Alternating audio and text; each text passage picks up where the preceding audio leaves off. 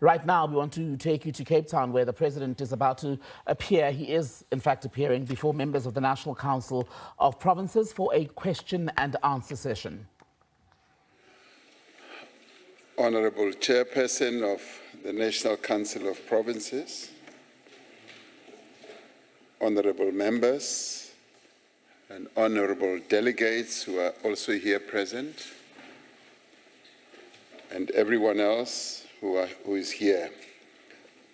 Please forgive me for not wearing my usual attire, which is a tie and a proper suit. I think it is all in order to be celebrating Bafana Bafana's victory last night or this morning.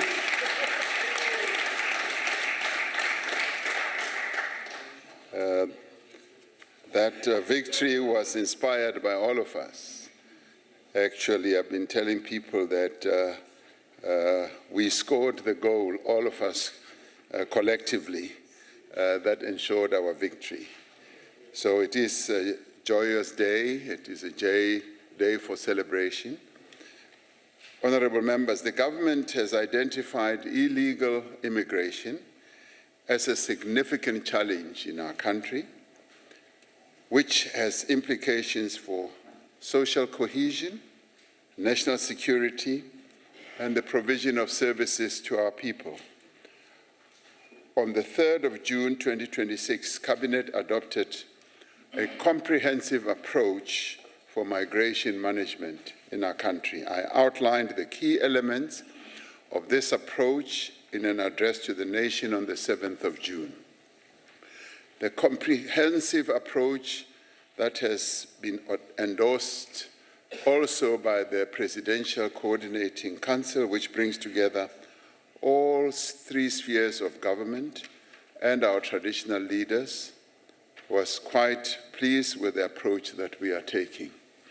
We have, in addition, held briefings with faith-based organizations or sector, traditional leaders, organized labor, and organized business just last night, and a number of other formations. The first part of our response is a crackdown on violations of immigration, crackdown on labor and other laws that are violated. Law enforcement agencies are intensifying the identification and deportation of undocumented foreign nationals. This work will be supported by dedicated immigration codes. This we do because it is the norm that when one visits a country, must have documents that proves one's identity and also shows exactly how long one would be staying in the country. Inspections of employers' premises are increasing. The Department of Employment and Labor is recruiting 10,000 inspectors, as I announced in the State of the Nation address, and will increase penalties for employers breaching the Immigration Act. The second part of our response is to strengthen border security. We are directing resources to border infrastructure, technology, as well as bringing in more personnel to guard our borders. Our 6 busiest ports of entry will be redeveloped, and refugees reception centers will also be relocated to border posts. The third part of our approach is strengthening the immigration system by stamping out corruption and deploying technology.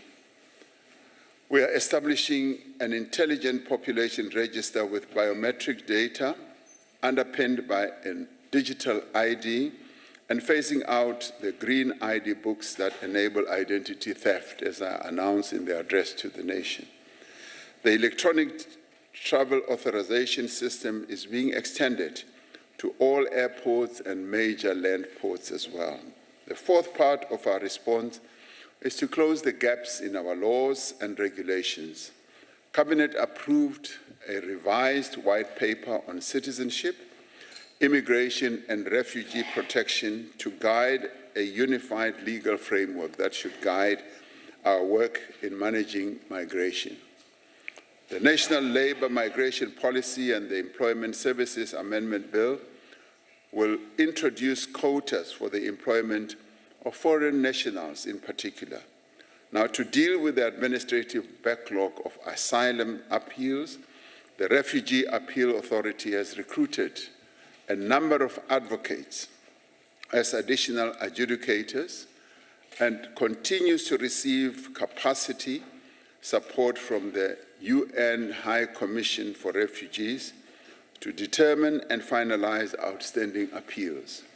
The final part of our approach is to work with countries across the region as well as our continent. South Africa cannot address migration alone.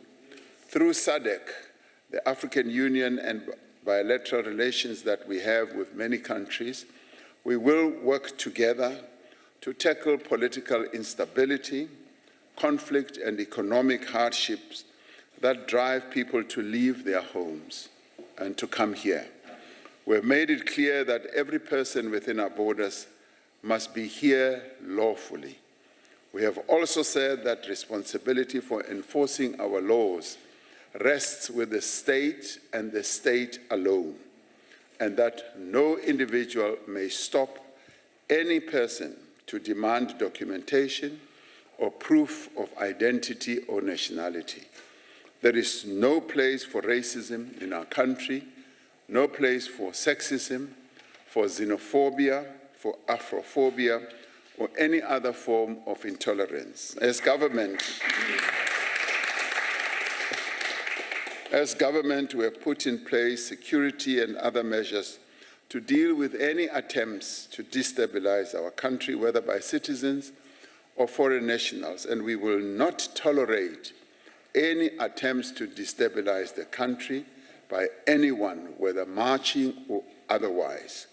Our security forces are ready, and those who transgress the measures that we're putting in place will definitely meet the might of the law. Thank you, Honorable Chairperson. Thank you very much, Honorable President. I will now afford Honorable Mwimang an opportunity to ask a supplementary question to the President. Thank you, Chairperson of the National Council of Province. Greetings to yourself and also to esteemed members of the South Libaki ba nagarna ka karetso. Segolo bogolo President ya rona ya naga Cyril Ramaphosa. Tla ke leboge karabo e o re fileng yone mabapi le boeteledipele jo President a bo bontshang mo go ensuring gore problem ena e re nang le yone is addressed, particularly a referral to the State of the Nation address that you made on the 7th of June, 2026, but more so the referral to the employment of 10,000 permanent workers as reflected in the State of the Nation address, President. President, it will be important just to give an update in terms of the employment of those permanent 10,000 permanent labor inspectors, more so given the fact that their responsibility is mainly to ensure that the strict workplace laws compliance. President, this is important given the fact that last week in Northern Cape, in Datlas, in the BRICS District Municipality in Sianguma, 20 workers were in a makeshift boat that capsized. And out of that 20, 14 were able to swim to safety, but five of them, unfortunately, they passed on, which clearly illustrated the importance of making sure that there is compliance, particularly the work of the labor inspectors. What is quite giving comfort, President, is that in the 5 of those that passed away, there were people from Malawi, and to show the compliance to a larger degree of migration laws, they were documented foreigners. So it is important just to give an update in terms of progress that we have made in relation to those 10,000 permanent labor inspectors. Thank you, Chair. Thank you very much, Honourable Chief Whip. Over to you, Honourable President. Ke a leboga Tate Moimang, ke leboga potso ya gago le go batla go utlwisisa sentle gore bao ba re kileng ka re ba tla hirwa ba 10,000 ba dikete tse 10 setse re fitlhile kae ka go ba hira na. Re simolotse re ntse re baakanya le madi a gore ba kene tirong ba etse mosebetsi ona o botlhokwa thata ka gobane go tshwanetse gore mathata a re kopaneng le ona a immigration re kgone go a sebetsa sentle. We have determined that indeed we will be bringing in all those 10,000. We are doing it in phases. We're doing it in phases largely because of the budgetary concerns and restrictions that we have. However, we are finding pockets of finance that will enable us to bring as many as possible. And we did say that we will be doing so in the next 3 years. So we are bringing them in phases. And as they come in, they have to go through training. And they have to undergo training so that they are fit and proper to be able to execute the tasks that we have given them. It is unfortunate that a number of those undocumented workers are falling either on boats and drowning or passing away in a variety of ways. As South Africans, we pay our condolences to their families and to the governments of their countries, and we want this whole process of immigration to be handled within the parameters of our law and as smoothly as possible. For they too are human, and as South Africans, we must handle all these matters in accordance with our human rights culture and in accordance with our values.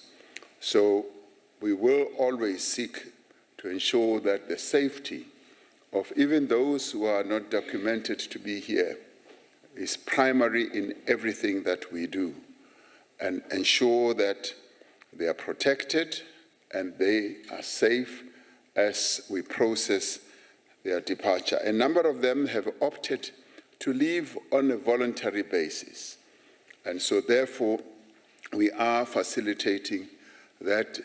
Almost 10,000 of them, particularly from Malawi, have opted to leave, and our officials are processing all that through the various reception centers in a number of our provinces. Thank you, Honorable Chairperson. Thank you, Honourable President. I bear testimony to that, Honourable President. I'm one of those who have been visited already. So what you are saying, it's already happening. I'm probably one of the few who has experienced it already. We'll now proceed to the next follow-up question, which is asked by Honourable Badenhorst.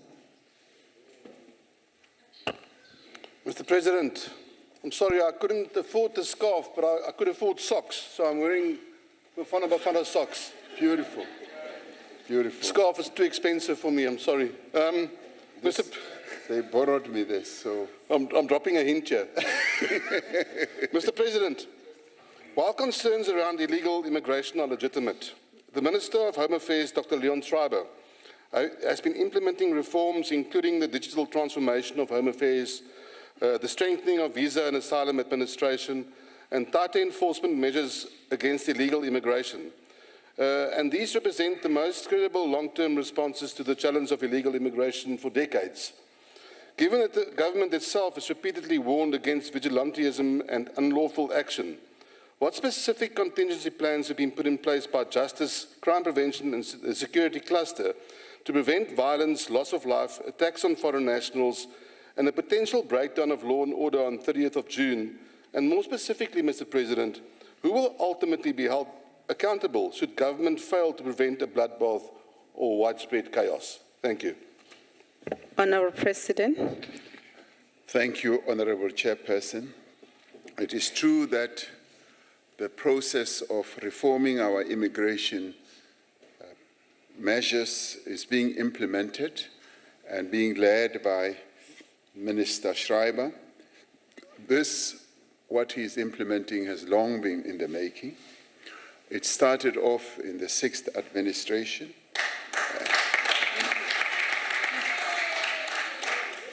And we are grateful, therefore, we are grateful that the work is continuing. And I should say that this is a collective work. It's not the work of one person. A number of people and officials, are involved. The Director General of Home Affairs, Mr. Makode, is leading the whole administrative process. The policies and decisions having been taken by Cabinet some time ago, and we're very pleased with the work that is being done. And Dr. Schreiber is indeed following in the footsteps of what had already been set in place.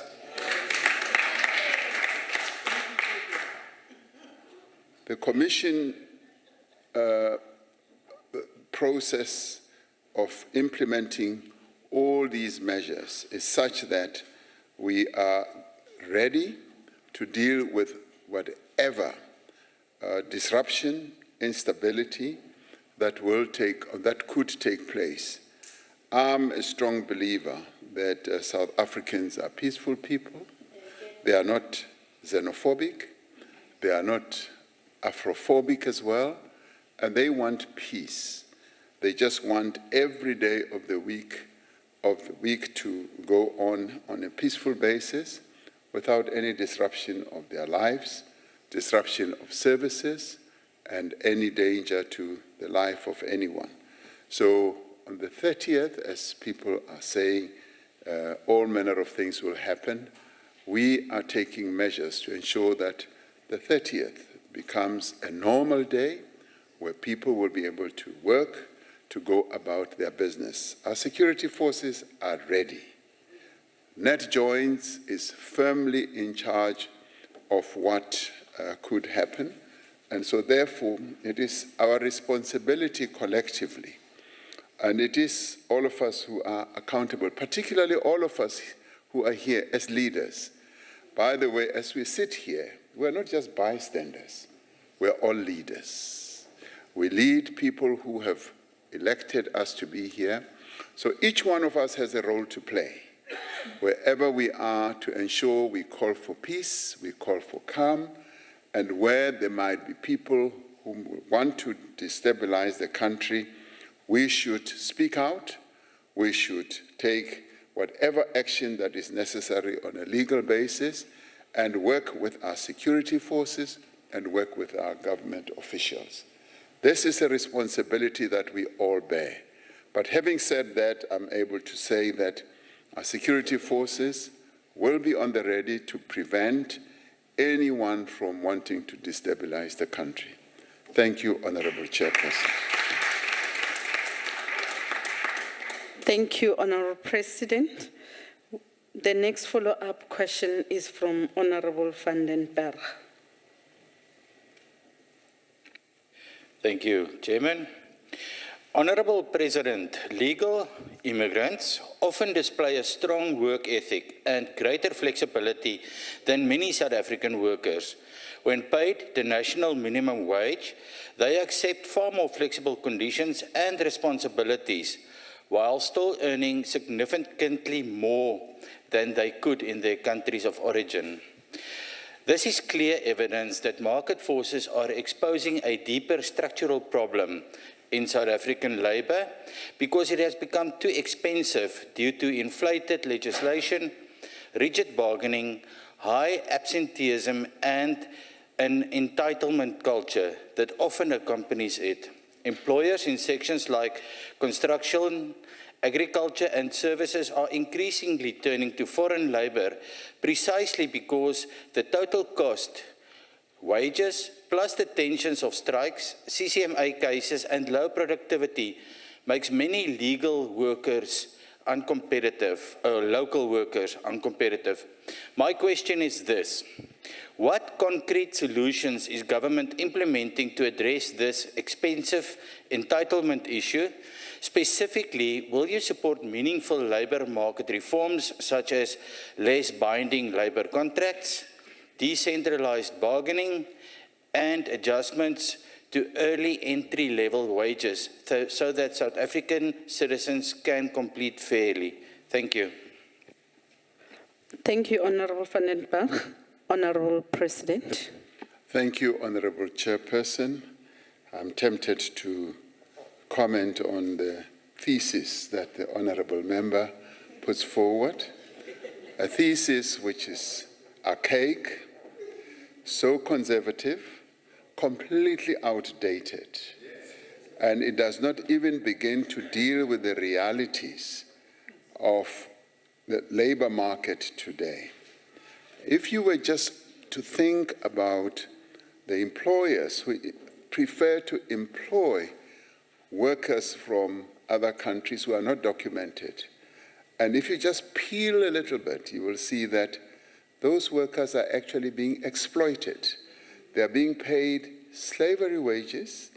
They are also being made to work in the most unacceptable conditions. The conditions that working people in our country would not accept. And we have a responsibility as a nation, as a government, to make sure that people who work in our country, who produce the wealth that we all want to share, work in a decent place, they earn decent salaries. So those who are currently being employed by many employers, our Labour Department, our Employment and Labour Department finds that they are being paid wages well below our minimum wage as well. And they are being made to work in the most appalling working conditions. But having said that, the labour market in our country is regulated by the laws that have been adopted by this Parliament, by the National Assembly and by the NCOP. And if there's ever any need for any reform, it is this Parliament that should deliberate on all those matters and bring forward those reforms. I often hear from people who speak out loudly about labour market reforms. They never specifically tell us, other than the issue of collective bargaining, what the real reforms that they want to see happening. The trade union movement in our country is working in terms of the rights that have been enshrined in our Constitution and in the laws of our country. And we should accept that. And the issue of productivity is a function of how our companies function. Should never be blamed on the workers of our country. The workers of our country have produced the wealth of this country. They work very hard, and they should really be applauded and respected for continuing to power the economy of this country. And if there's any weakness, it is the way that our companies are structured, the way our companies are run. They are the ones who are supposed to drive productivity so that we produce more and we produce much more efficiently. Other countries do that.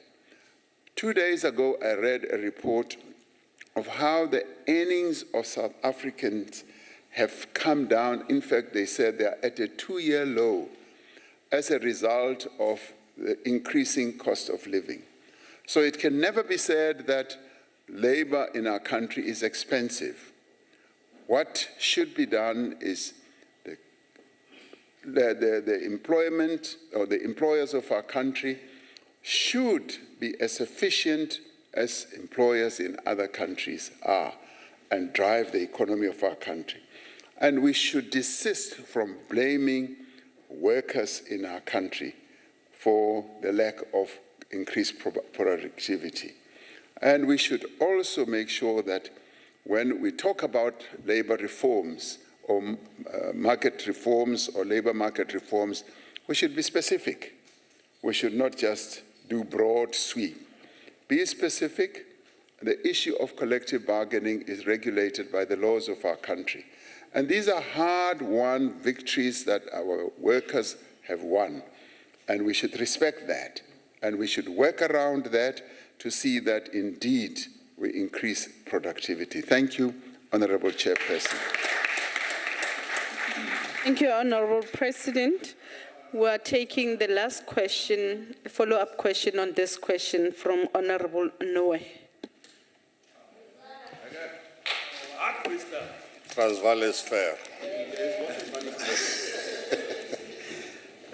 Thank you very much, Honorable President. Firstly, I just want to inform the President that he shouldn't be surprised that there is peace in the House today because there are no red overalls. Yesterday, Honorable Dlamini sent them packing to where they belong to their funerals. And then there will be others who will follow. Maybe next time when you come, you'll find others not here. He told them where they belong. So you will have peace today in the House. Honorable President, we just want to also agree with you and emphasize that the challenge that we have, it's not only about the porous borders, and that indeed South Africans are not necessarily a xenophobic nation. My question, therefore, is, Honorable President, what are some of the inter-regional efforts that the government has been spearheading in the African continent to ensure that immigrants does not leave their home countries to search for economic opportunities in South Africa? Thank you. Thank you, Honorable Noe. Honorable President, you may respond. Thank you, Honorable Chairperson. South Africa is committed to engender the development of our continent at an economic level, at a social level, and otherwise. Not only our continent, but our region as well. We would like to see increased economic growth, and to this end, the continent has adopted the Africa Continental Free Trade Area, which is really going to power the growth of our continent as countries on our continent trade with each other, produce goods, increase industrialization and manufacturing.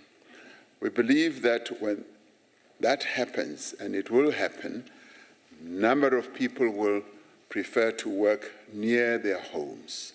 They'll prefer to work in factories near where they live, and thus getting them not to be tempted to leave their homes and go to other countries. Yes, South Africa is an economic oasis.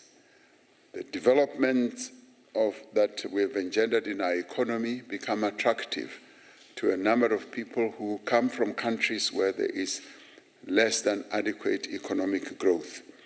We as South Africa are working with other countries in our region to foster integration, to foster economic development, and just tonight and tomorrow we are going to be meeting as SACU, which is the Southern African Customs Union, the oldest trading bloc in the world, where we are, amongst other things, going to discuss how we should increase economic development in our countries in the region. And knowing that by so doing and working together to foster integration, we will be establishing factories in the various countries in our region, will be industrializing, And as we industrialize, the people in the various countries will stay there and work there. And this is something that we are all committed to doing. And we look at it more seriously, and tonight and tomorrow, that's precisely what we will be talking about. So we do believe that solutions are in place, and South Africa, being the largest economy in our region and indeed on the continent, has a responsibility to play a critical role to foster the economic growth of the continent as we foster our own economic growth, to make sure that we all adopt policies and reform our economic policies to ensure that we all grow together.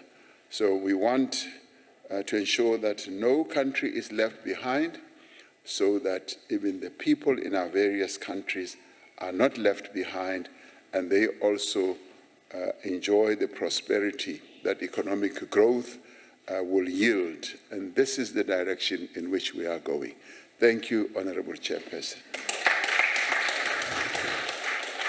Thank you very much, Honorable President. We shall now proceed to the second question, which is asked by Honorable Ryder, as to what steps have they been taken by our government to identify and remove the criminal infiltration and corruption within the law enforcement.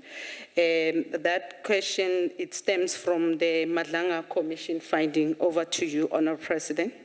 Thank you, Honorable Chairperson. The Commission of Inquiry into Criminality, Political Interference and Corruption in the Criminal Justice System, which, as you correctly say, is chaired by Justice Madlanga, is expected to submit its final report at the end of August 2026.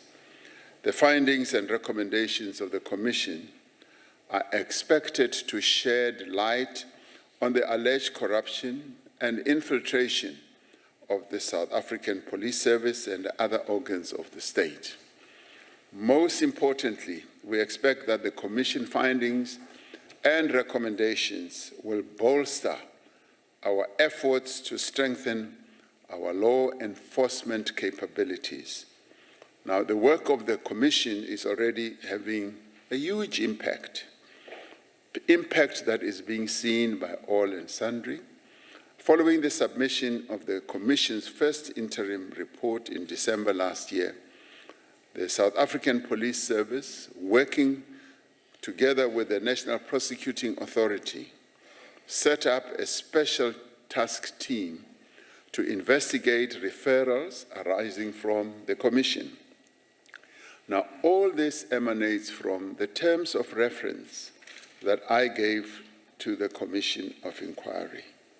Those terms of reference are powering the work of the Commission and enabling the Commission to look very closely at some of the misdemeanors and wrongdoings within our criminal justice system entities. Now, the task team that has been set up has begun its work in earnest and has already brought a number of cases to court. Matters that require disciplinary action are currently being attended to by the relevant departments. Earlier this month, Cabinet itself adopted the National Organized Crime Combating Strategy. As a short-term approach, the South African Police Service and the National Prosecuting Authority, supported by the State Security Agency and the South African National Defence Force, have established multidisciplinary task teams to investigate, to disrupt, and to dismantle criminal syndicates. The task team is primarily focused on violent organized crime, economic and infrastructure crimes, drug trafficking, illicit mining, proliferation of illegal weapons, and corruption-linked crimes as well. Now, the SSA has been assigned to conduct vetting and lifestyle audits of members of the South African Police Service, especially senior managers within the Directorate of Priority Crime Investigations, the criminal intelligence forensic services, and the supply chain management.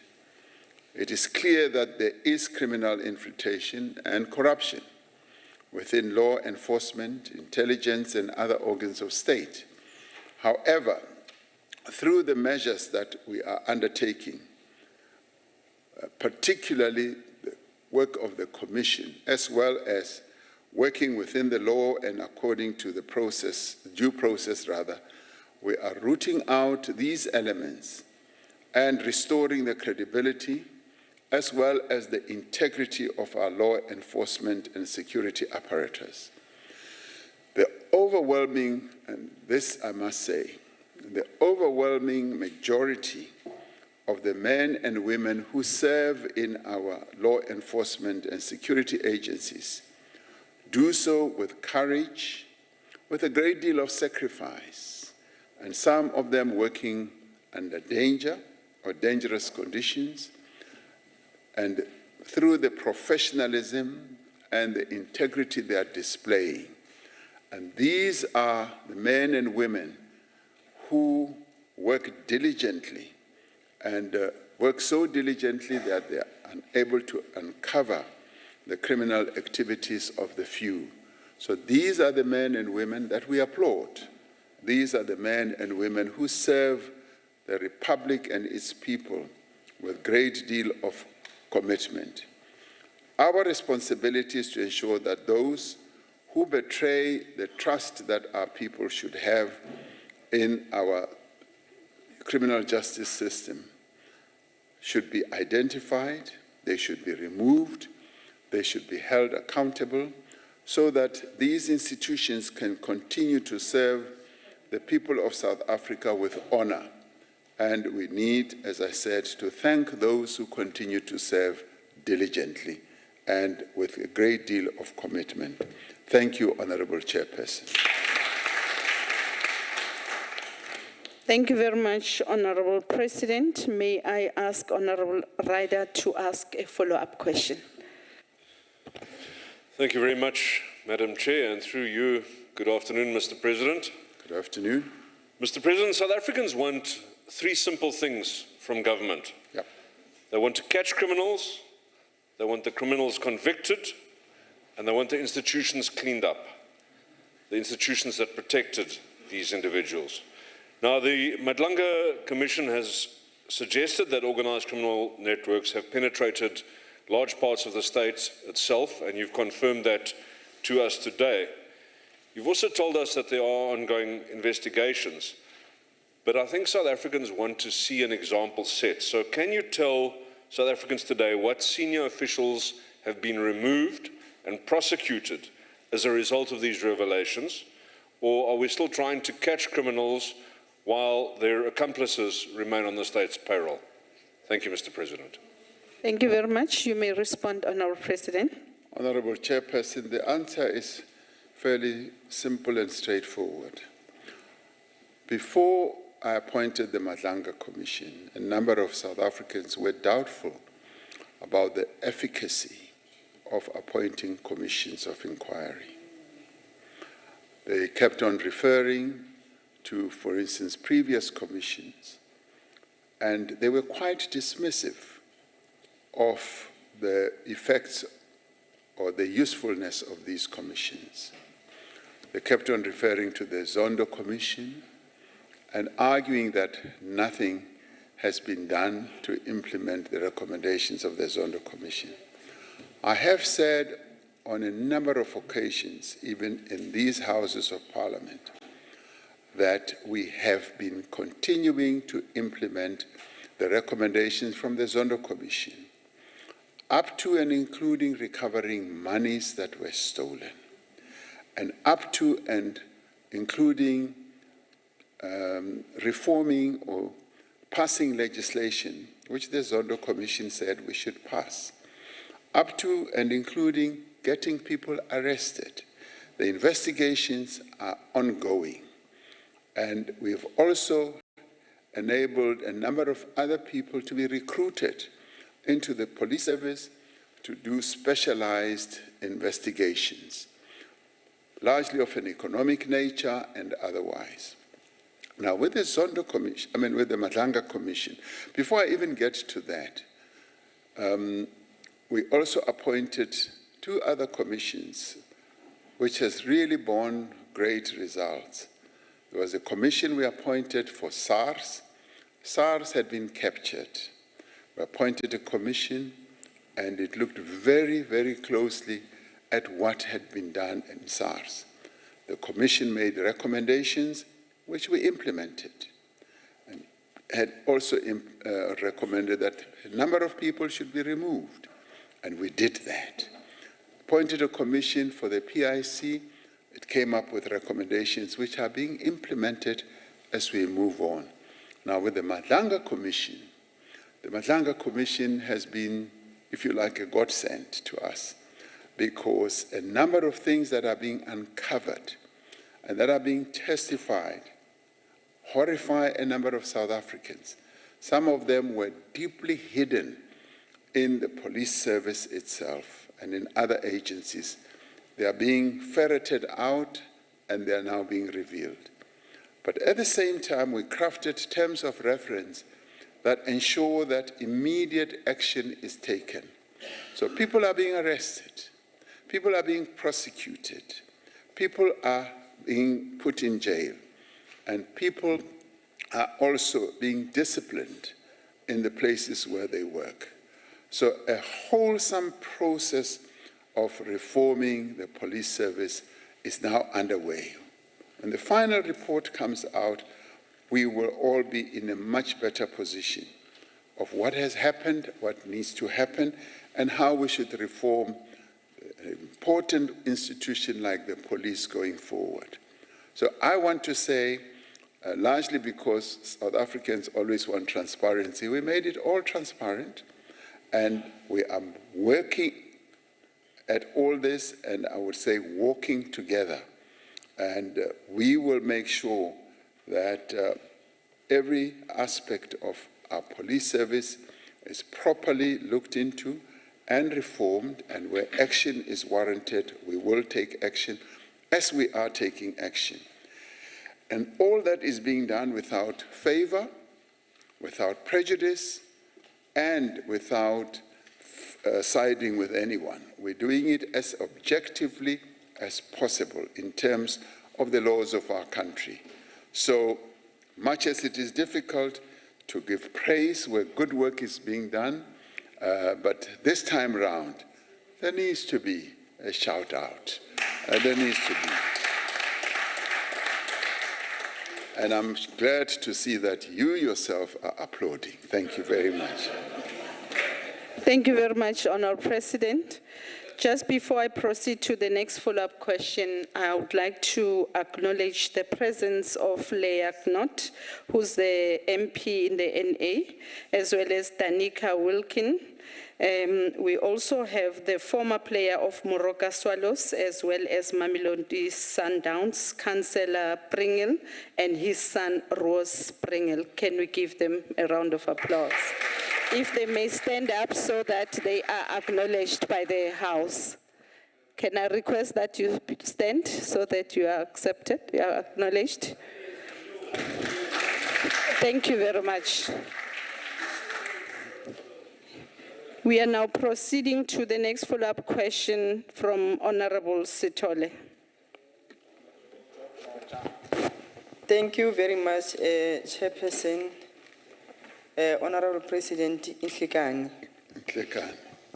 I want to use this opportunity to say that the continued impasse and squabbling between the members of the South African Police Services and the NPA Investigation Directorate Against Corruption are very serious cause for concern and a potential security threat that must be dealt with decisively and immediately. Now, my question is, what actionable steps are you taking to ensure synergy within the security cluster and to ensure decisive action against senior officials in the security cluster who continues to undermine public trust in the cluster, as well as against those implicated in shielding syndicates, destroying intelligent data, and manipulating evidence to aid criminals? What specific timelines have been set to conclude the mandatory integrity test, lifestyle audit, and vetting of the SABC management team. Thank you very much. Thank you very much, Honorable Stolle. Honorable President. Thank you, Honorable Chairperson. As an ardent Moroka Swallows fan, I would also like to give applause to the Moroka Swallows. I know that whenever I say I'm a Moroka Swallows fan, I'm laughed at because they say it's almost non-existent, but I will die a Moroka Swallows fan.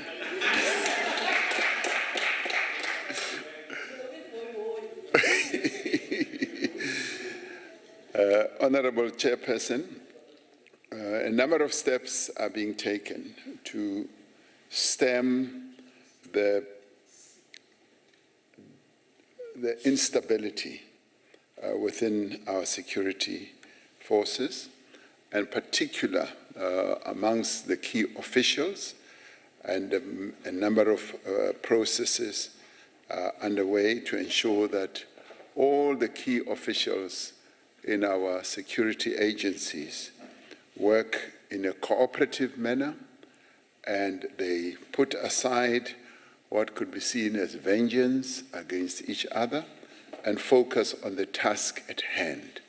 The task at hand is to fight criminality. The task at hand is to root out corruption and to ensure that the criminal justice system and entities in our country regain the trust of our people rather than to be going at each other. And of course, we do want to root out those who are involved in criminal activities.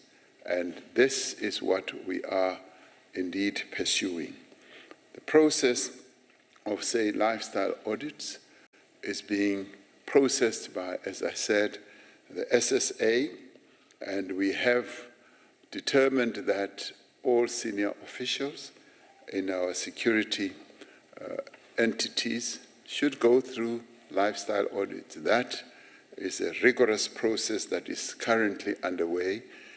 And whilst I would like to give clear timelines, vetting processes and lifestyle audits do tend to take time, but they are being done.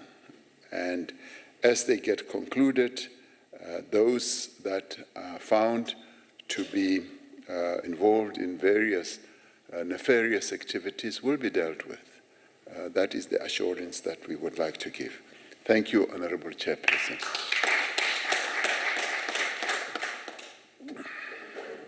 Thank you, Honorable President. Honorable Farmer.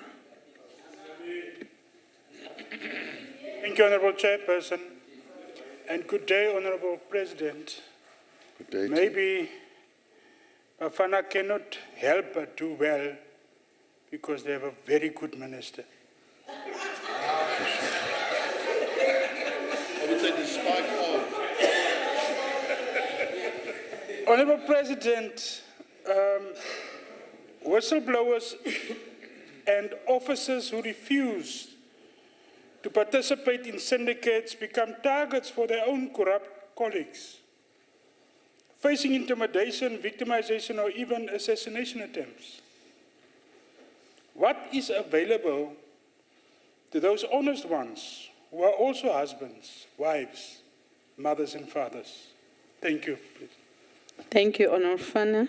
I'll hand over to the manager of Bafana to respond to the question. Over to you, Honorable President.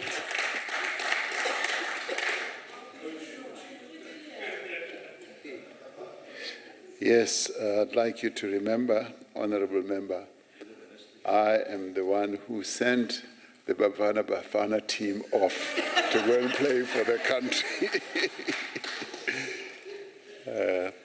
And of course, as I said, I will definitely be at the final when they play to win the cup to bring it back. So that is what I can say. Some people say I'm delusional, but it's good to dream. And it's good to hope that our boys will do well and they'll do our country proud. The issue of whistleblowers is a daunting one. Whistleblowers are those South Africans who are brave, who are honest, who are able to reveal the wrong things that are being done, even by their colleagues.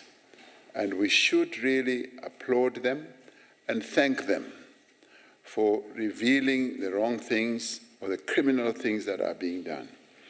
But we should also go just beyond applauding them. We should protect them.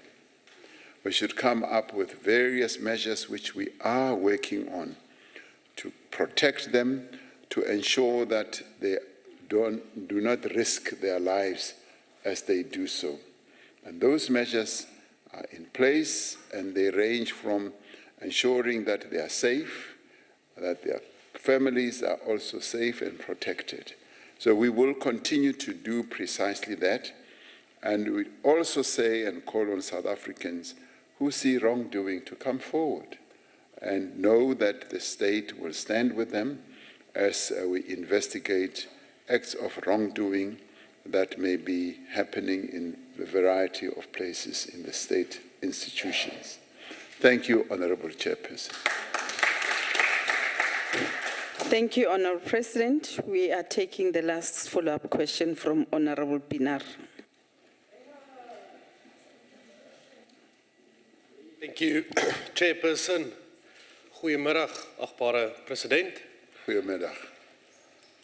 Mr. President, speaking of criminals, 5 senior ANC members have been named in the Madlanga Commission. One of them being your Secretary General, Fikile Mbalula. Why has the ANC not expelled them, and when can we expect them to be arrested? Thank you, Chair. Honorable Pinar,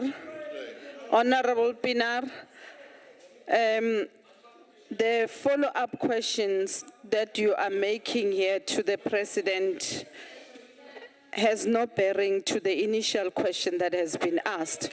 Now, however, I will afford the Honorable President an opportunity, if he is willing to respond to your question, even if he doesn't respond to it, Honorable President, you are more than welcome to do that. Order, Honorable Pinar. He listened to you, the President, when you made your point. Therefore, afford him an opportunity. Thank you, Honorable Chairperson. What I can say is that we should allow the Madlanga Commission to continue doing its work. And that is quite something that should be prominent in our minds. And that where there is evidence of wrongdoing, the task force or the task teams that we have established are empowered to take action. And they are taking action as the Madlanga Commission continues with its work. Thank you, Honorable Chairperson. Thank you, Honorable President. We are now proceeding to question number 3, which is asked by Honorable Modise in relation to the National Illicit Economy Disruption Program. Over to you, Honorable President. Honorable Chairperson, the National Illicit Economy Disruption Program that we announced in the State of the Nation address is operational as a coordinated multi-agency enforcement operation. The program does not function as a stand-alone or a new structure, but consolidates and intensifies existing enforcement mechanisms that we have established. Some of these interventions are being implemented by the South African Revenue Service through the existing SARS compliance program and SARS illicit economy strategy. The SAP's National Counterfeit, Contraband and Illicit Goods Unit and its provincial counterparts also conduct enforcement operations resulting in the seizure of counterfeit and illicit goods and arrests and prosecutions. The Department of Trade, Industry and Competition, DTIC, also contributes to this work through testing services and the enforcement of compulsory certification of goods. The department is working on enabling track and trace legislation to proactively deter illicit trade in key products.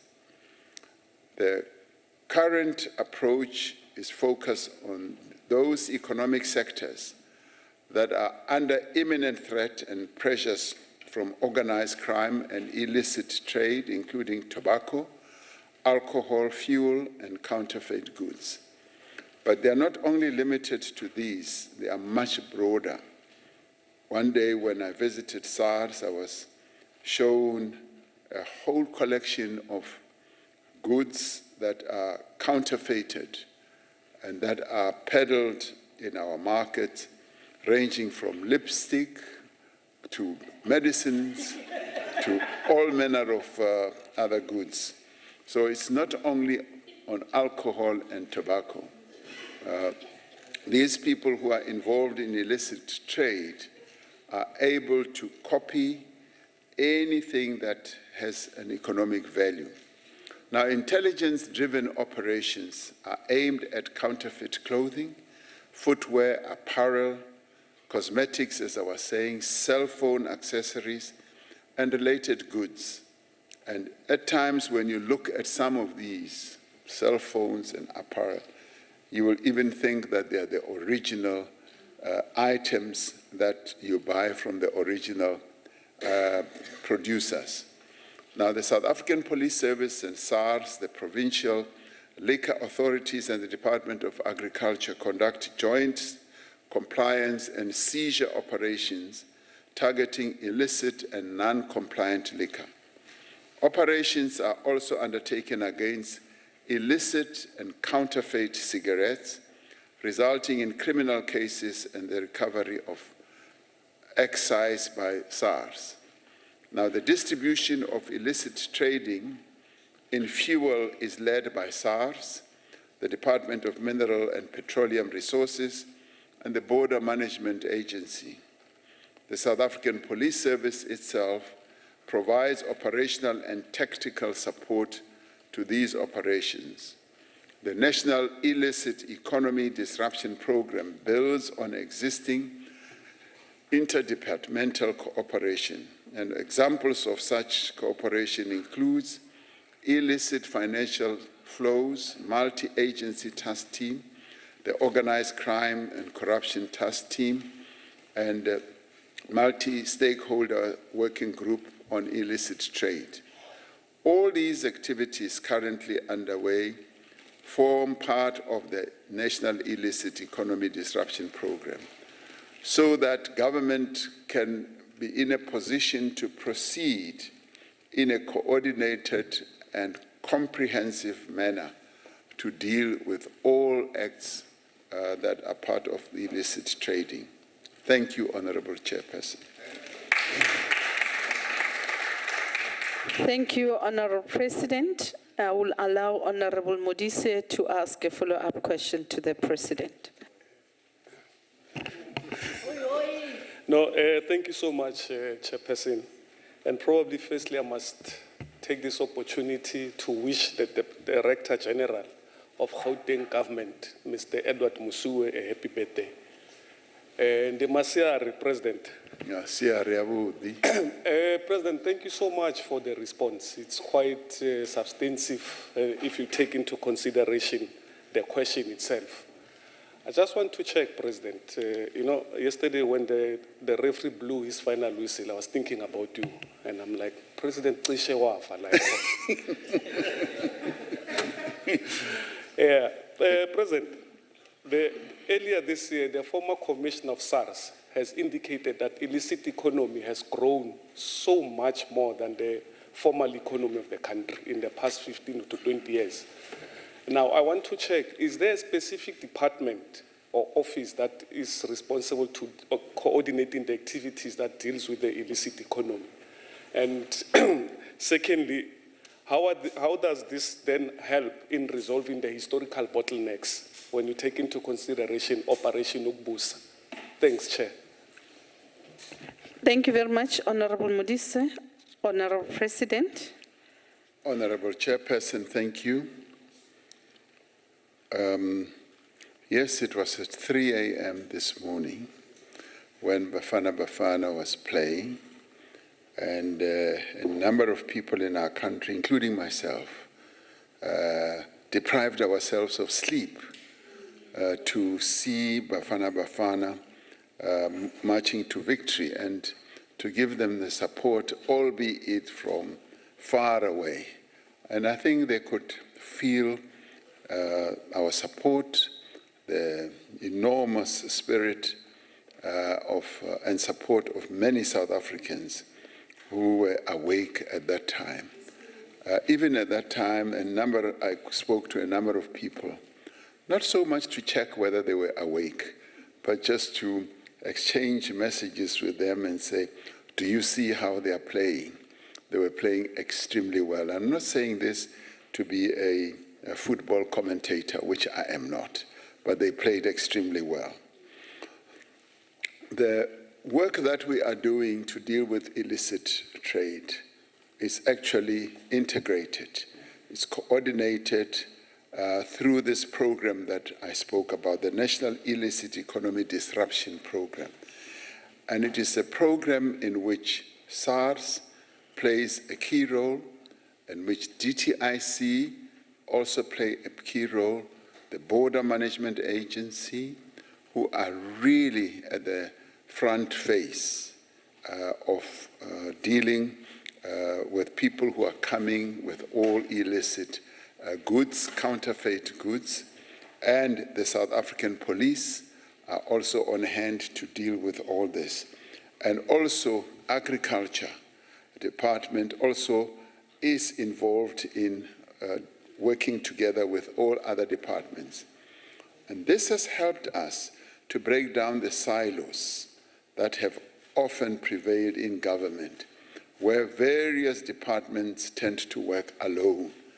Now, through this program, we've enabled them to work together and to be able to cooperate at a very high level to ensure that illicit trading of goods, of counterfeit goods, is actually kept.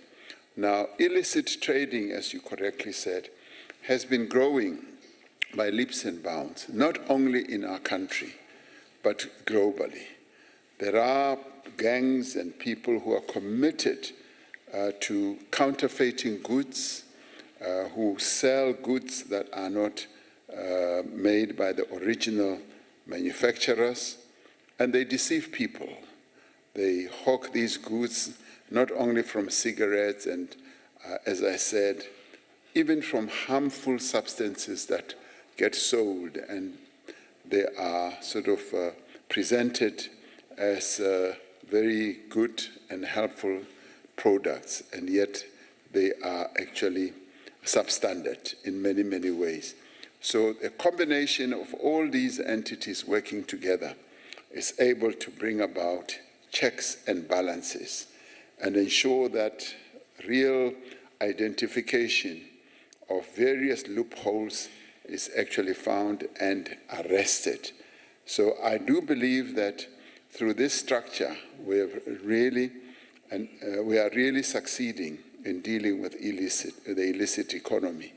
Of course, those people who get involved in the illicit economy are clever. They keep changing their rules and their processes and their ways of doing business.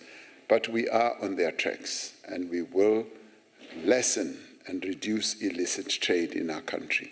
Thank you, Honorable Chairperson. Thank you, Honorable President. Honorable Boshoff, it's your turn.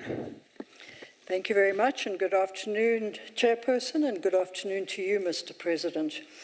Mr. President, you have repeatedly spoken about building an ethical and capable state. Do you accept that public confidence in the fight against illicit economy is weakened when South Africans perceive that accountability is often demanded of others, but seldom demonstrated at the highest levels of government? Thank you, Chair. Thank you very much, Honourable Boshoff. Over to you, Honourable President. Of course, we demand accountability all round. And we often say that we want all of us in South Africa to be accountable, to be people who work on the basis of integrity. And this, we have said, particularly in building a capable state, a state which has integrity, and a state which will serve the people of South Africa with due respect for our constitution and the values that we as South Africans have espoused. This is the position that we always put out there. Thank you, Honourable Chairperson. Thank you, Honourable President. We are now proceeding to Honourable Mulukume.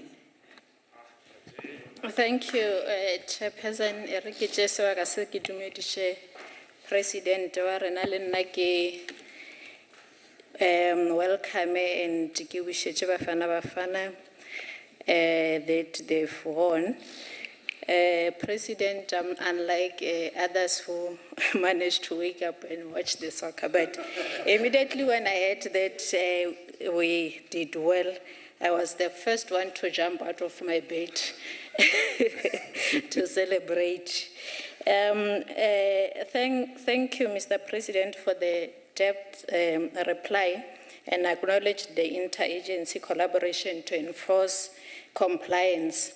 My question is on the other aspect of these illicit activities that are taking place, President. That is there illicit financial flows? Has the government made any assessment on the implementation and impact of government policies and also the enforcement measures and international cooperation initiatives to combat the outflows of billions of rand through tax evasion and other corrupt activities? Thank you very much, Chair. Thank you very much, Honourable Mulukume. Honourable President. Yes, Honourable Chairperson. We do have agencies in government whose task and work is to monitor the flow of illicit money, and they are quite active. And the FIC, for instance, is able to track transactions that are suspicious, and they are able to raise the alarm so that the various other agencies or entities in government are able to follow through and ensure that action is taken. So, as you correctly say, illicit trading, illicit economy is always accompanied by illicit money flows. And so agencies that we have are able to look at that very closely and see exactly some of those trades that are taking place. And because our economy is so big, they are able to be on their toes and look at various transactions that they believe are suspicious. So that is done on a regular basis. Thank you, Honourable Chairperson. President, we're now proceeding to Honourable BRICS. Thank you, Honourable Chair. Mr. President, trade in illicit products like cigarettes and liquor became embedded during the COVID-19 lockdown period, and it is still thriving today. You can still openly buy illicit cigarettes at the spaza shop on the corner, and it is costing the economy billions in lost legitimate revenue. Now, you have answered a number of questions, but what evidence exists that this program you announced is indeed disrupting syndicates rather than simply increasing the cost of doing business for criminals. Simultaneously, chasing away thousands of affected legal job opportunities and legitimate companies like British American Tobacco. Thank you, Mr. President. Thank you, Honourable Brits. Over to you, Honourable President. Honourable Chairperson, the current Commissioner of SARS, as well as the previous one, have highlighted the concerns that we should all have about illicitly traded products. And when it comes to those two items that you have highlighted, there are special operations that are being pursued or worked on to identify those who are involved in those illicit trading networks. So that is a process that is currently underway, and I am satisfied that with the hawkish eye that SARS has on illicit trading, we are going to continue seeing a lot of progress and success. Yes, you are right. This illicit trading, particularly in alcohol and cigarettes, reached perhaps its height during the period of COVID, when a ban or restrictions had been imposed to preserve the health of our people. A number of people found gaps to get involved in those illicitly traded products. But we have identified that there are these networks and they are being pursued and action is being taken. Of course, SARS does not always announce precisely what actions they are taking. They work in a very special way, so does the BMA, but they are continuing to take action. Thank you, Honourable Chairperson. Thank you, Honourable President. We are now moving to question number 4. I don't see Honourable Makesini in the House. Can I establish whether Honourable Makesini has joined in through the virtual platform? Oh, she's not even on a virtual platform. Mr. President, in terms of Rule 228, Sub-Rule 6, if the question stands in the name of the member who's not present in the House, that question lapses. Or the President may elect to respond to the question or table a response.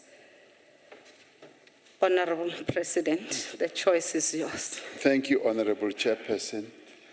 I think in my case, it would be respectful and proper to answer the question of the member who is present in the House, either physically or online. I think that is the respect that I would like to give to the honourable members of this House. So you will excuse me, therefore, for doing that. Thank you, Honourable President. You may proceed. I said that you will excuse me because I will not be able to answer. She doesn't listen for meaning most of the time. Thank you very much, Honourable President.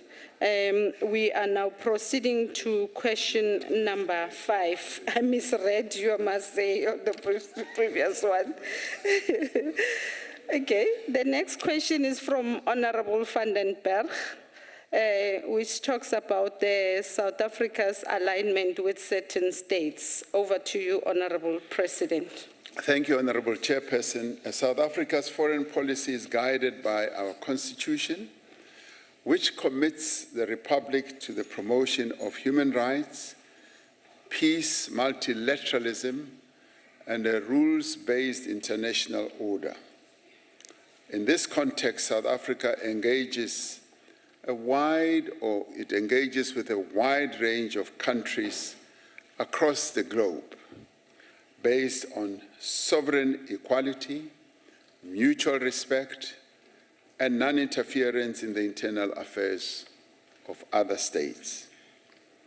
And I've often said that we don't see ourselves as a country having enemies. We are a country that seeks to be at peace with all other countries and have good relations with all.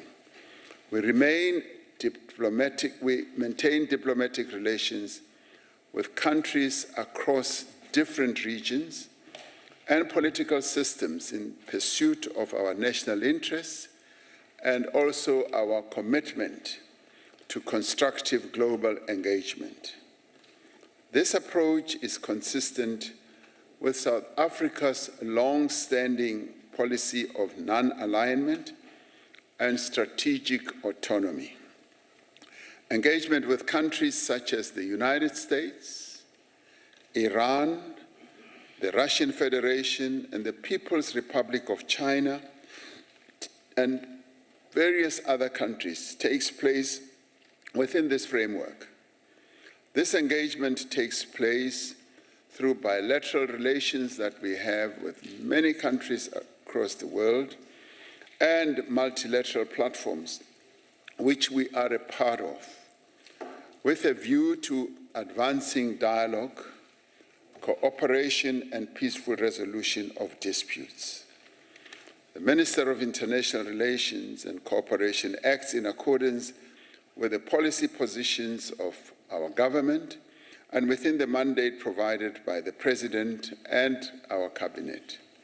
South Africa remains committed to its policy of non-alignment. This does not imply neutrality or disengagement, but rather an independent foreign policy that seeks to promote dialogue, cooperation, and peaceful resolution of global challenges. Government will continue to engage all international partners in a balanced and principled manner, consistent with the national interests and constitutional values. South Africa values its long-standing bilateral relationship with the United States and continues to engage constructively with the United States on areas of mutual interest, even in areas where we disagree. Even in areas where we do agree, we continue to engage, because non-engagement does not serve any of us any good. Efforts to strengthen and normalize relations include ongoing diplomatic engagements, dialogue through bilateral mechanisms, and cooperation in areas such as trade, investment, health, education, and security, and also the promotion of people-to-people contact. Government remains committed to addressing matters of concern through respectful engagement and dialogue, with a view to maintaining a constructive and mutually beneficial partnership with the United States while preserving South Africa's independent foreign policy stance. I thank you. Thank you, Honourable President. Honourable van den Berg. Thank you, Chairman. Mr. President, if non-alignment is genuine, why then host military drills with these mentioned countries while relations with the US deteriorate, as we have seen with lost funding recently? What specific distancing steps and timeline can South Africans then expect? Over to you, Honourable President. Thank you, Honourable Chairperson. Honourable van der Berg, you may want to know that in implementing our international relations policy, when it comes to things like military exercises or naval exercises. We do, from time to time, have military or naval exercises with a number of countries, including the United States, including a number of so-called Western countries, and countries that are in the East, India, China, and many others. And military exercises like those are so useful in enabling us to have insight, not only in the capability, but in new technologies that various countries have. We share not only experiences, but we share experiences when it comes to manner of either warfare, manner of ensuring that we keep the peace on an international basis. And in the end, we see nothing wrong in engaging in military exercises with the United States, with China, and other countries. And as our former president, the founding president, said, it should never be that one's enemy should be depicted as an enemy of all. We don't operate on that basis because we often find that even those that you may regard as your enemies, in the end, we often find that you do deal with them. And so therefore, to avoid being hypocritical, we are able to maintain relations across a number of areas of the world. And in doing so, we keep our own sovereignty, our own integrity, because those two must never be sacrificed. Those two must never be compromised. And we have never, in dealing with a variety of nations, sold out our soul as a nation, or our integrity, or our sovereignty. And even in dealing with them, we always ensure that they know what our stance is, that we are a self-respecting country, a country that is proud of our history, proud of the values that we stand for, and we're able to deal with them on the basis of respect and on the basis that they too will respect our standing and our sovereignty. That is how we deal with other countries. And we are not shy to state our position. And our position is often well known. And in many ways, we are respected around the world for the positions that we hold. I can give you a good example. You know, during the Ukraine-Russia, as the war as it has been going on, we have become one of the very few countries that is able to talk to both sides,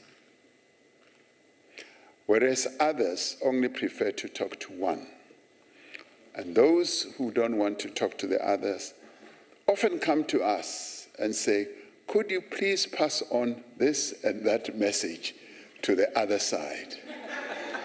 And so you know, in that conflict, we are one of those very few countries that has been able to do a number of things to give assistance to the resolution of the conflict. And we don't stand on rooftops and shout and scream about the role we play. And both sides respect us for the role we play. And even as they engage with each other on a variety of platforms, we often find that they call us, they send messages to us and tell us that this is where we are going, this is what we are doing.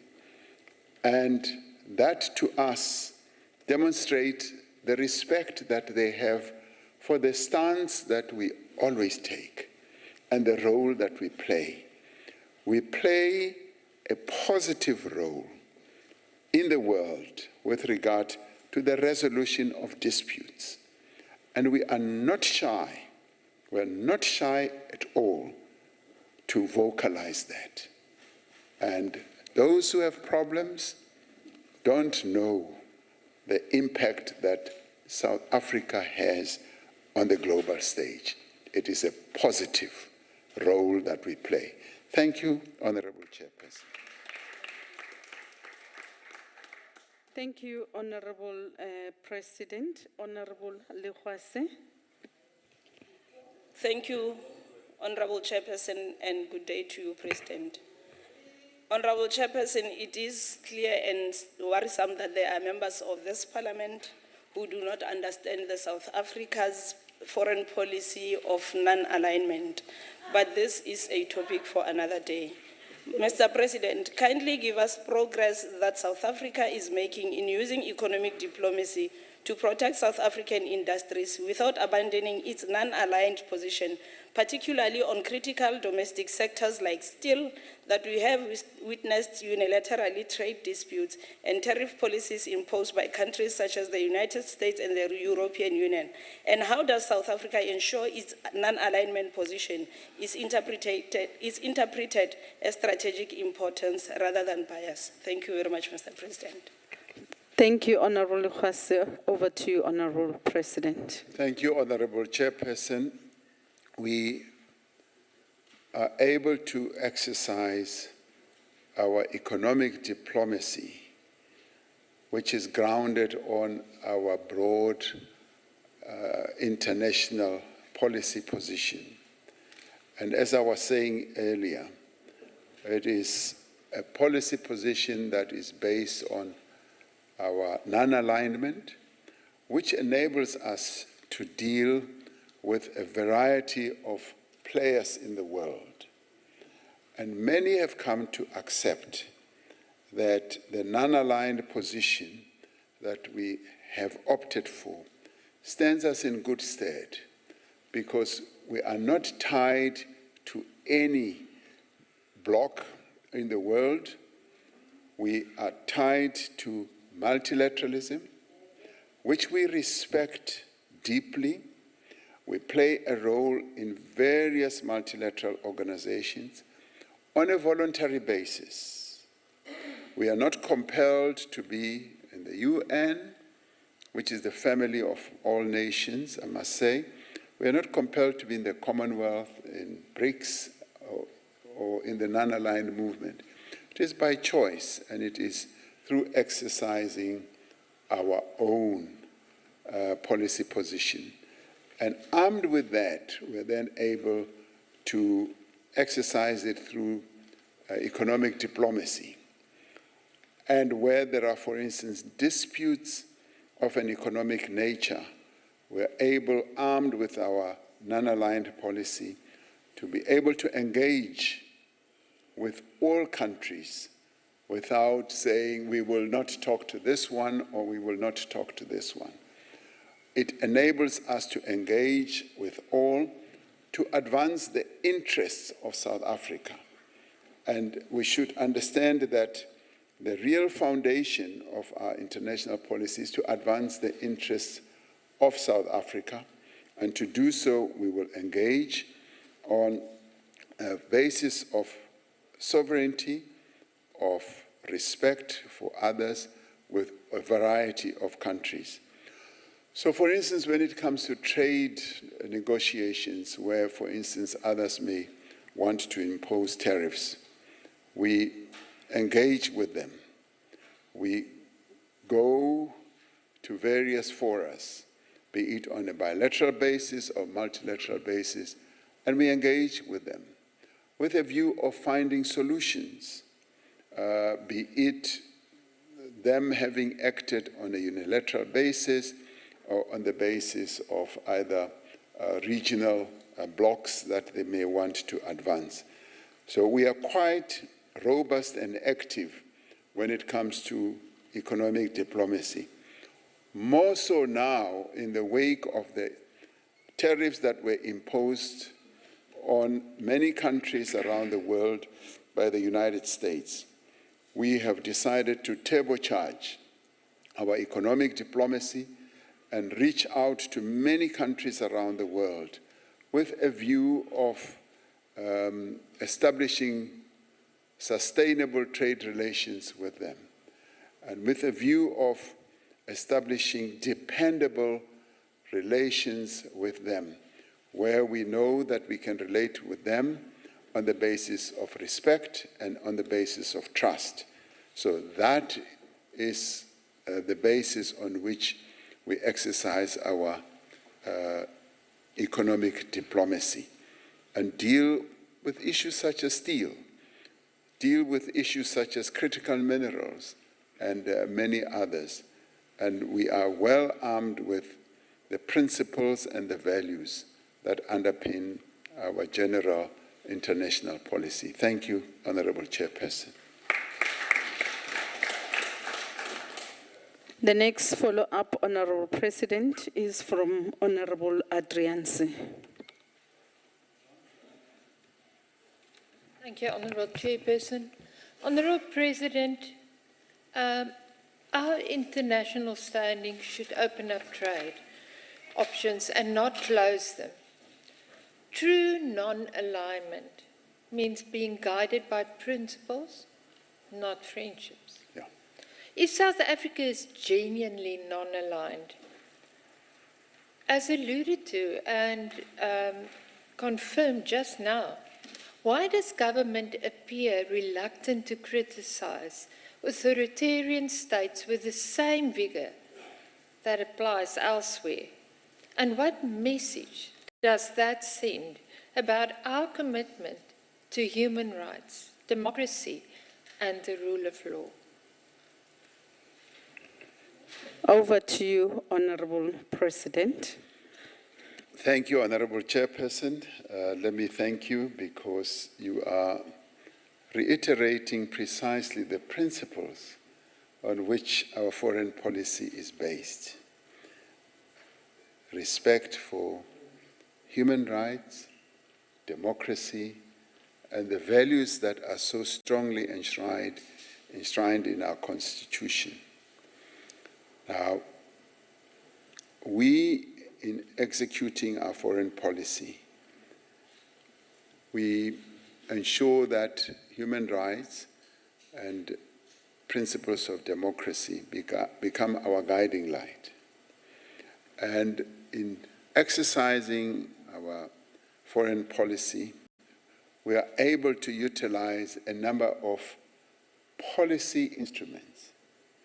And some would want us to engage vigorously on a bilateral basis with a number of countries. And some would want us to stand on tabletops and use megaphones to shout out our policies and all that. And some would want us just to be completely quiet. Now, we are able to utilize a variety of instruments. And where our policies are at variance with various partners in the world, we are able to vocalize precisely where we stand. And we often say, this is where we stand as a country, and we seek not to interfere in the policies of other countries, but state our own position. And there will be occasions where, for instance, where certain parties or entities in the world just remind us of the past that we have had, where, for instance, we believe that policies such as of apartheid are being perpetrated. And we will not be quiet. We will speak out, because the majority of South Africans lived through the horror of policies of that nature. Having felt the stone in the shoe, we will speak out. And there are other moments where, yes, there will be certain policies that could be at variance with ours. We will articulate our position very clearly and directly. And we therefore are able to utilize a variety of instruments, a variety of levers and measures to execute our policy. And we have found that it is quite successful. And others, of course, in our country would want us to stand on tabletops and just shout out at everyone, and in doing so, not even begin to achieve the purpose of getting to resolve the disputes that are given rise to by whatever is happening elsewhere in the world. And so therefore we choose our moments. We choose the various processes that are underway to engage, and all the time seeking to have disputes resolved, disputes settled in a variety of ways. That is the way that we have adopted to exercise our foreign policy. Thank you, Honorable Chairperson. Thank you very much, Honorable President. The last follow-up question on this question, Honorable President, is from our veteran, Honorable Phala.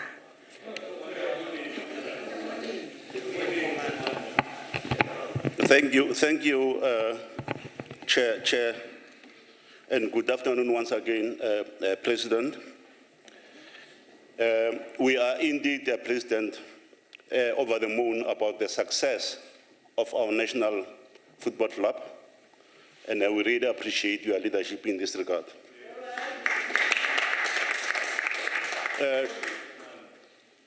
Honorable President, thank you for adequately responding to the distortions about our beloved country's foreign policy and objectives. And I want to emphasize, President, the distortions, because our policies are very clear, as you have indicated. And Honorable President, I want to speak about the BRICS.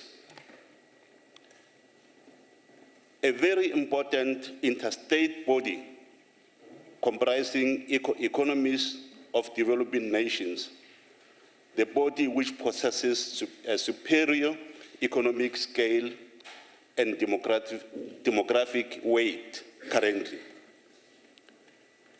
My question, Honorable President, is that how has South Africa's membership of BRICS assisted and efforts to influence reforms of international political and economic institutions?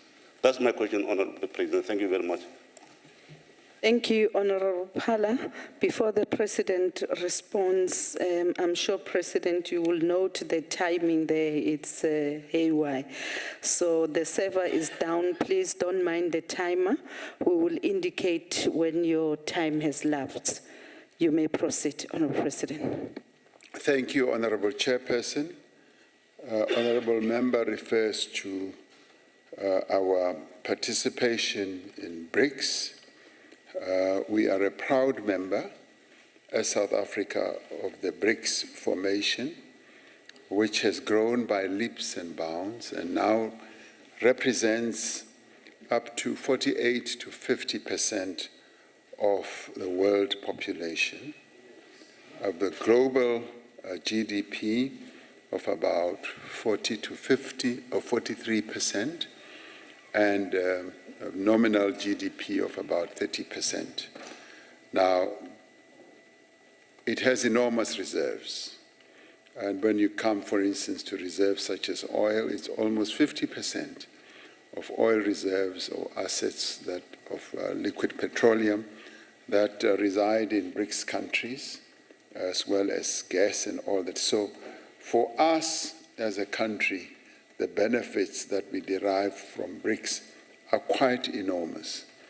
And we never want to compare one global formation to another, but BRICS stands out as an outlier, which has brought together a number of countries that want to cooperate, trade with one another, and in proving that, they established the new development bank, which is helping to fund particularly infrastructure projects in various countries. And when BRICS countries get together, they discuss all manner of things. And one of the recent areas of discussion was, for instance, in just having common payment systems, global payment systems, a matter that has been thoroughly discussed by all those countries. I mean, payment systems are so important for countries that trade with each other. And so as that whole idea matures, going beyond just the formation of the investment body or the new development bank, we'll find that it becomes more and more effective and enables those countries to trade with each other on a seamless basis. And there are a number of other areas in which BRICS comes up with policy positions, and without, of course, interfering in the policies of each country. And this is where, for instance, we utilize the BRICS as a melting point of enabling countries to express their views on a number of issues and still be able to retain their own sovereignty. So BRICS has been a great benefit to us as South Africa, and that is why we're so proud to be associated with a number of countries that are members of BRICS. In many, many ways, being a very small economy country, being a member of BRICS, actually lifts us up and gives us benefits that we would otherwise not have. So BRICS has been of great benefit to us as a rather smaller economy than the gigantic economies such as China, Brazil, India, and a number of others. And we participate with all those countries on the basis of equality, of respect, and knowing the value that we each add. And the value that we add is so respected. Even as BRICS summits are also held in our country, they value the positive contribution that South Africa makes in the BRICS family. So thank you very much. Thank you, Honorable President. We are taking the last question, which is from Honorable Kaunda in relation to the presidential nodal points. Over to you, Honorable President. Thank you, Honorable Chairperson. The Presidential Nodal Points Program, incorporating the Urban Renewal Program and the Integrated Sustainable Rural Development Program, predates this administration. While the specific institutional arrangement that are associated with these programs have changed over time, the underlying objective of directing coordinated government interventions across areas that are characterized by poverty, unemployment, and underdevelopment remains a feature of our government's policy. These objectives have subsequently been reflected in programs such as the Comprehensive Rural Development Program, approved by Cabinet in the year 2009, and more recently through the Integrated Rural Development Sector Strategy of 2023. Now, these objectives have now been taken up through the district development model, specifically the work to address development challenges through an integrated approach to policy planning and execution. So the DDM, as we call it, was introduced in 2019 to fix the coordination challenges that have long undermined service delivery. The DDM is meant to overcome the problem of government spheres and departments that have tended to operate in silos, which has led to a lack of coherence in planning and implementation, resulting in poor service delivery and low levels of investment in social infrastructure. Now, this DDM focuses all spheres of government on the municipal, district, and metropolitan spaces as the key sites of joint planning, budgeting, and implementation, working together with business, labor, and this is the real good aspect of DDM, because it seeks to engender cooperation, collaboration between government, labor, civil society, as well as business and ordinary citizens in each district or metro, and develop a single long-term plan that all three spheres of government align resources behind, working together with a number of key role players in the area. This is meant to accelerate delivery of water, sanitation, electricity, and roads.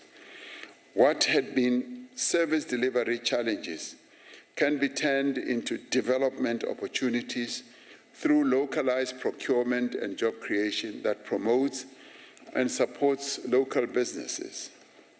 The key objective of the district development model is to coordinate a government-wide response to poverty, unemployment, and inequality. In fact, it should be seen as a stakeholder-wide response, because it does not only limit itself to what government should do.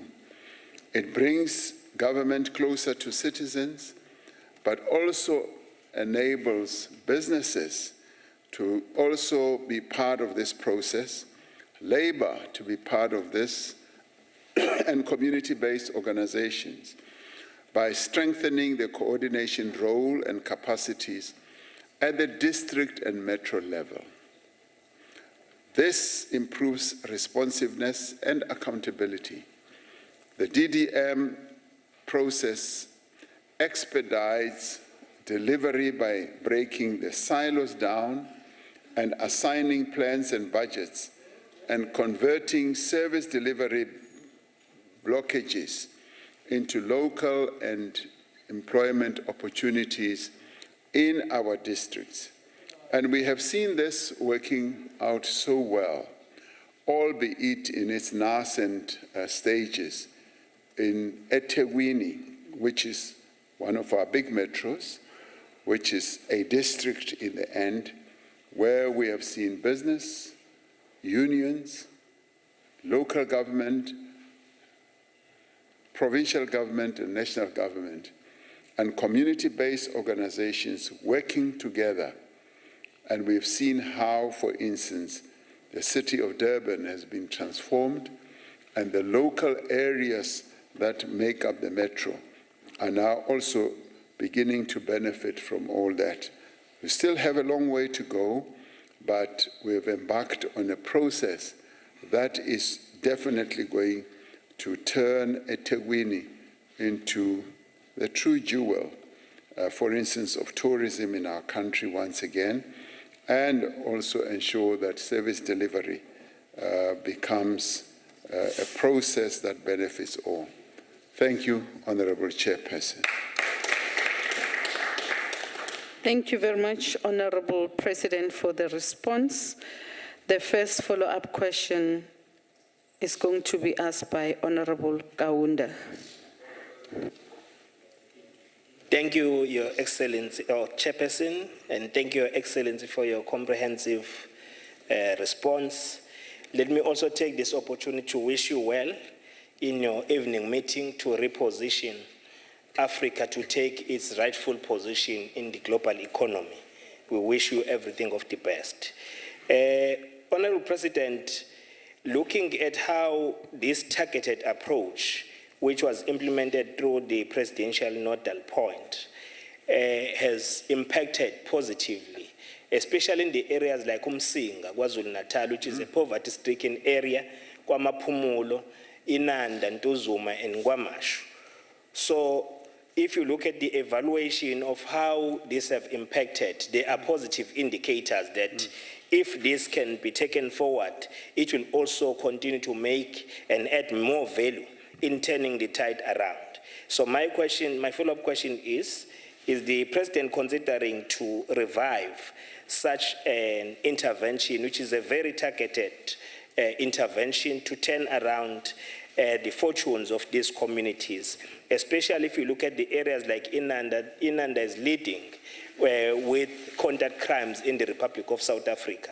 So it still requires, as much as there were interventions, but we still need more interventions in this regard. Is the President considering to revive such a noble program? Thank you very much, Honorable Chairperson. Thanks, Honorable Kaunda. Over to you, Honorable President. Yes, thank you, Honorable Chairperson. The answer is yes.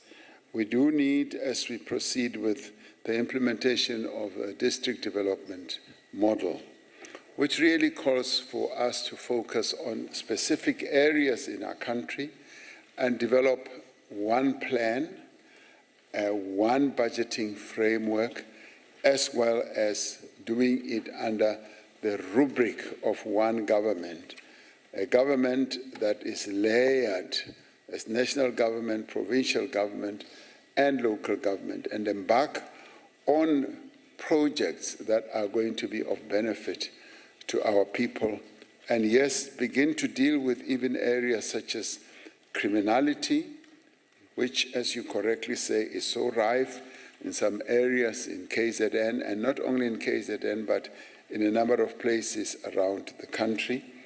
Yes, that is our intention. And for instance, just yesterday we were talking about the Eastern Seaboard, which will be a cross-border type of project, which will incorporate the Southern KZN and the Eastern Cape, and a number of districts that will be focused on with a high level of interventions, catalytic projects for infrastructure, bringing in investors from a number of places. And now this is going to be one of those projects that is going to be, in my view, quite exciting, because it brings together traditional leaders, brings together local governments across the border of two provinces, and brings together the private sector, and brings together local government as well as provincial and national government in an area of our country which has been quite neglected, which has some of the poorest regions in our country.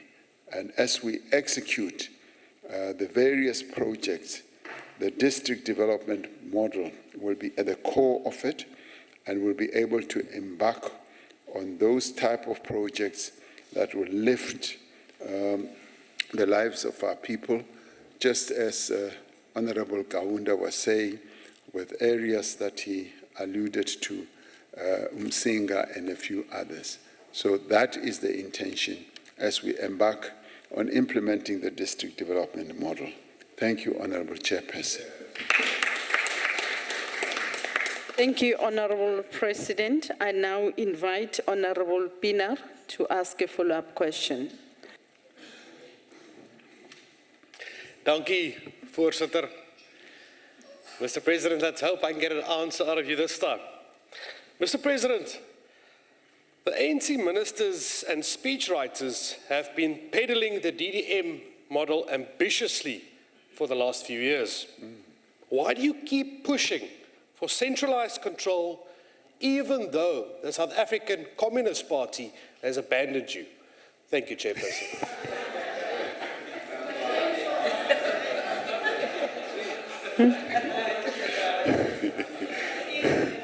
I don't know who's been writing those follow-up questions for you, Honorable Pina. Thank you, You're Honorable so Chairperson. obsessed about the ANC today, Honorable President. You may not respond to the question because there's no relevance to the initial question that's been posed before you. Thank you, Honorable Chairperson. And of course, I will follow your guide in this regard. But all I would want to say is, Honorable Pinar, in Xhosa we would say unochuku.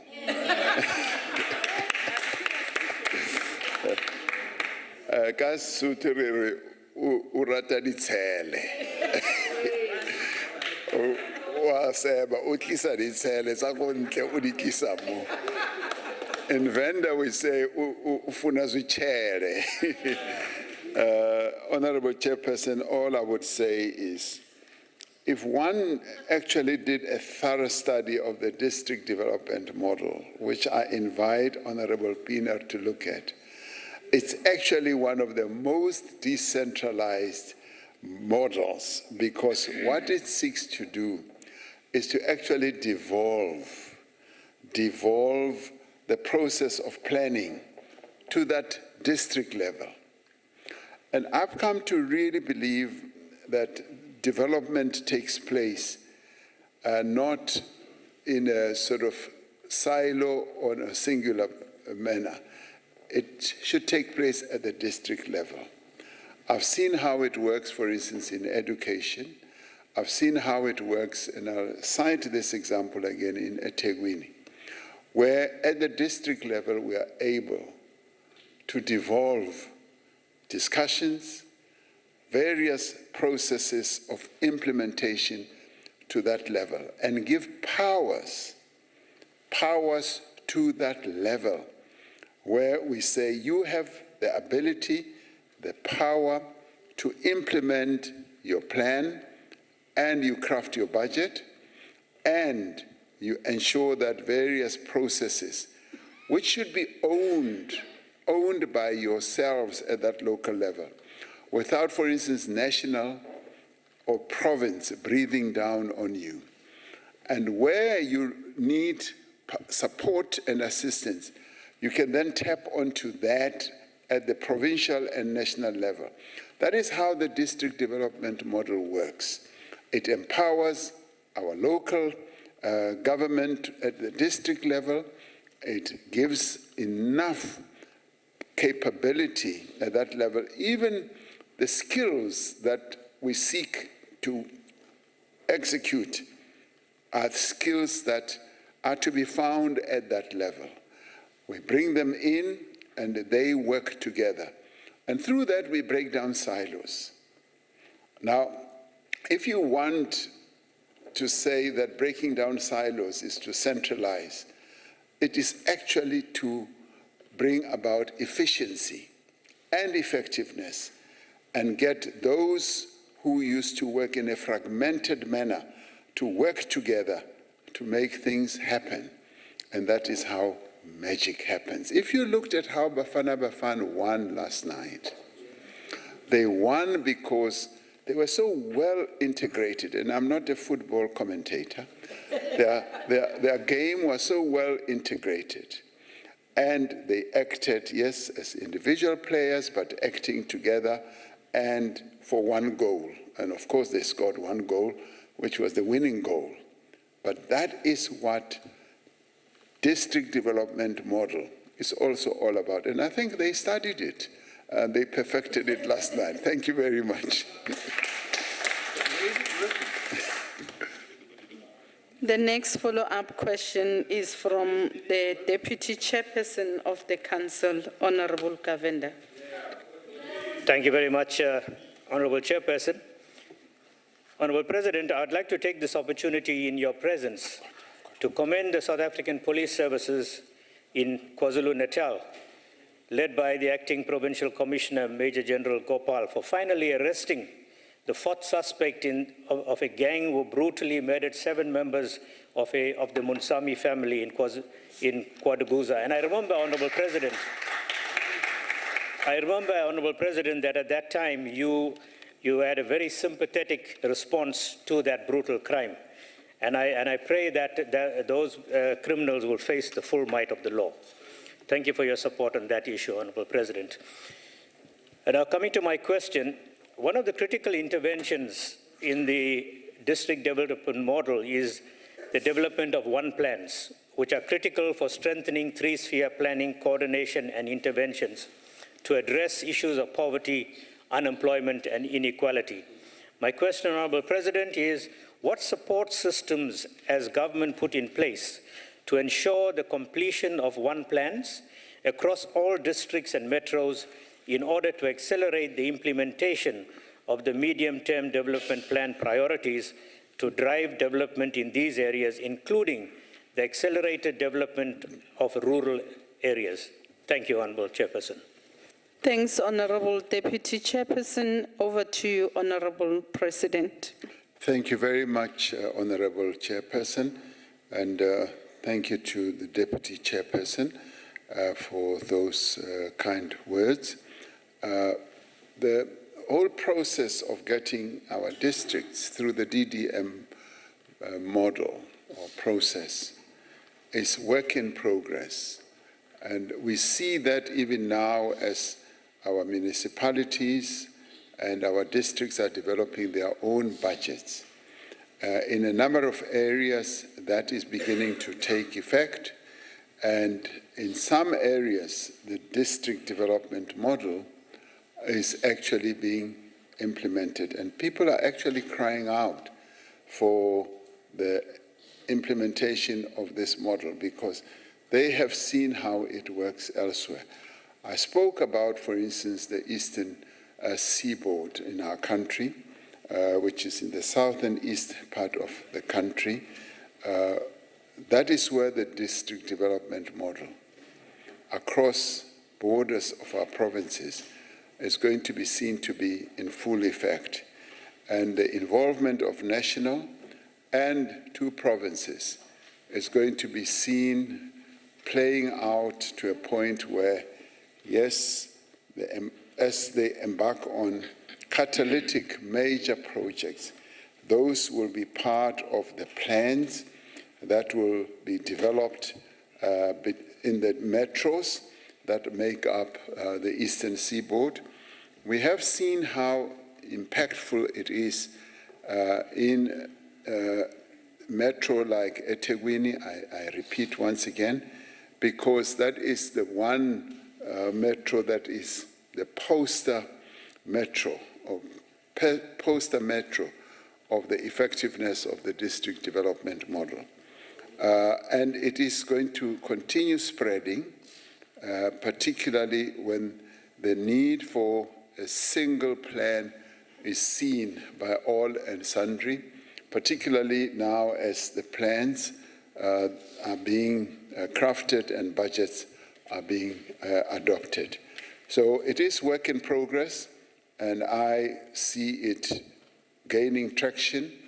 There was one province that had its doubt about the district development model, and those doubts have now dissipated, and the embrace of the DDM is now the order of the day, and I would say yes throughout the country, and we are going to begin to see real action as we see the efficacy of the district development model spreading. Thank you, Honorable Chairperson. Thank you very much, Honorable President. The last follow-up question is from Ubukosi Betu in the name of Inkosi Nonkonyan. Bala. Thank you, Chairperson. Mr. President, thank you very much for your comprehensive response. It is pleasing to hear that the ANC-led government continues to push back the frontiers of poverty, inequality, and unemployment, as the identification of nodal points is designed to provide all the people living in those poverty-stricken areas with needed government intervention to address inequality bequeathed by oppressive colonial and apartheid regimes, and to deliver a better life to all. Arising from the responses to the question posed by Comrade Kaunda, what are the new structural reforms beyond planning interventions are being implemented to build productive, sustainable economies within the designated nodes to ensure that local entrepreneurs are able to drive down local unemployment and are linked with rural development as envisaged in the DDM model piloted in the OR Tambo region within the Eastern Cape province of Legends? Take this, Comrade President, as a true pass from an ANC midfielder for you to score as we inspired Bafana Bafana to make us all proud at the FIFA World Cup this morning. Thank you, Madam Chair. Bala. Over to you, Honorable President. Honorable Chairperson, thank you to Nkosietu for that question. And maybe let me take a minute to expand a little on how we will see the district development model being truly implemented, particularly through the Eastern Seaboard development. And the Eastern Seaboard really incorporates iconic areas such as Coffee Bay, Port St. John's, Lusikisiki, Bizana, Kokstad, Port Shepstone, as well as Scottsboro in KZN. Now that is, if you call it a precinct, that will be part of this Eastern Seaboard. It is quite an ambitious project which is underway. That corridor on its own, that precinct, has a number of important benefits, or benefits I would call them, with regard, for instance, sectors that will contribute to the growth. And those areas that I've counted are some of the poorest areas in our country. You quote OR Tambo and the other districts in KZN. They're very, very poor, and we are focused on those areas, and it is very ambitious. It incorporates, for instance, tourism. Now, the tourism part is going to be the jewel of South Africa. It has beaches, cliffs, indigenous forests, marine resources, cultural tourism, adventure tourism, and heritage attractions. It also has agriculture and the ocean economy and renewable energy and the linkage of important roadways. And you will be aware that we are building 2 mega bridges, Msikaba and Mtento bridges, that are going to be the linkages and the pathways that are going to add a great deal of benefits to those areas, Coffee Bay and all of them, Lusikisiki, Bizana, and so forth, and Scottsboro.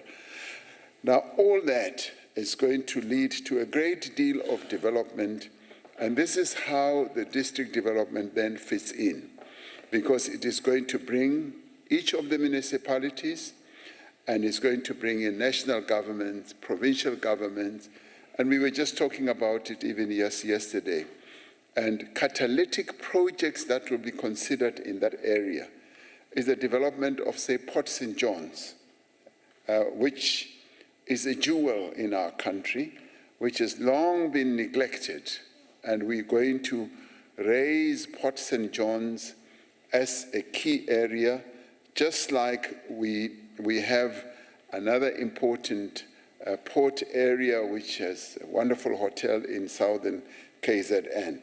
And all that has enormous economic potential, and it will attract a lot of billions of rands.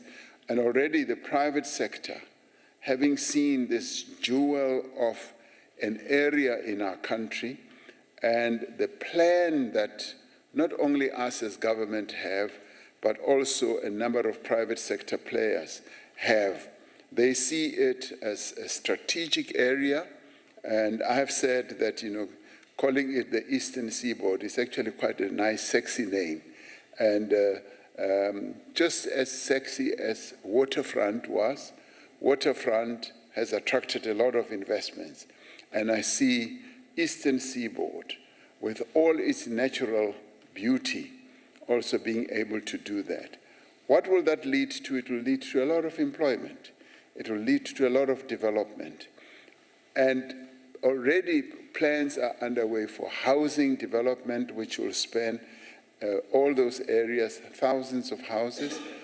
But the fact that we've embarked on a catalytic project such as those bridges, and that are going to link not only our communities, but also be pathways for economic development, and also lift the wild coast in KZN to a higher level. That in itself is going to be a great boon. And this will be happening as part of the district development model, which will enhance integrated infrastructure, spatial planning, and become an investment attraction. So it's very ambitious, and I think it is doable because we have a natural resource that we will be able to get all these developments to surround. So thank you, Honorable Chairperson. Thank you very much. Thank you very much, President. We've come to the end of the question. You may take your seat.